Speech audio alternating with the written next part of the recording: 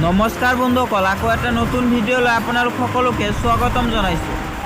কামৰ সৰুবৰ নাই, মাহে লাখ টকা উপাৰ্জন কৰা এগৰাকী অসমীয়া পাণ দোকানী।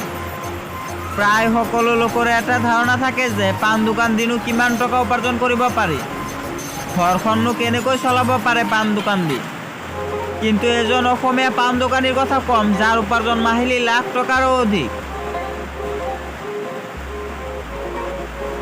এটা দিনত প্ৰায় ১,৫০০টা পাণ বিক্ৰী কৰে তেওঁ। এই পাণ দোকানত মাহিলী উপাৰ্জন কেইবা লাখ টকা। সাধাৰণভাৱে হিচাপ কৰিলে দেখিব এই পাণ দোকানবোৰ উপাৰ্জন অতি কমেও মাহিলী ৫-৬ লাখ টকা। প্ৰণৱ গগৈৰ পাণ দোকান আছে গুৱাহাটীৰ লখৰাত।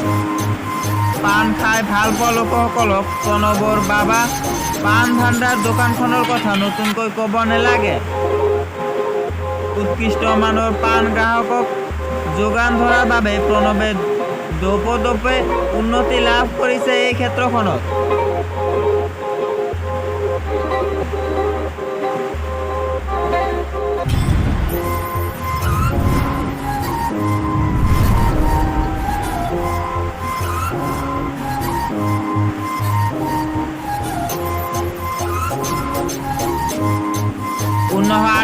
চনত এটা চাকৰি বিচাৰি প্ৰণৱ আহিছিল গুৱাহাটীলৈ। কিন্তু চাকৰি সলনি নিজে কিবা এটা কৰাৰ কথা ভাবিলে।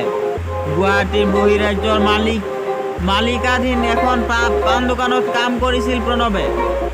তাৰ ছমাহৰ পাছতে নিজে এখন পাণ দোকান খুলিলে প্ৰণৱে। তেতিয়াৰ পৰা আৰু পিছলৈ ঘূৰি চাব লগা হোৱা নাই প্ৰণৱে। লখৰাত প্ৰণৱৰ পাণ দোকানখন সৰু হ'লেও এতিয়া লাখৰ ঘৰত উপাৰ্জন। নিজৰ পৰিয়ালৰ লগতে আই কেইবাজনো যুৱকক সংস্থাপন দিছে প্ৰণৱে। পাণ দোকান দি গুৱাহাটীত ঘৰ মাটি কিনি ঘৰ সাজিলে প্ৰণৱ গগৈয়ে।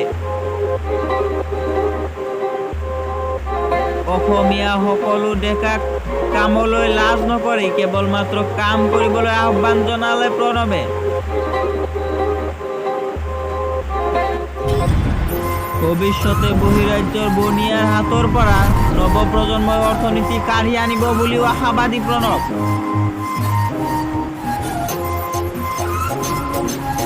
কামৰ সৰু বৰ বিচাৰ নকৰি কামক কাম বুলি বিবেচনা কৰিব ক'লে প্ৰণৱে।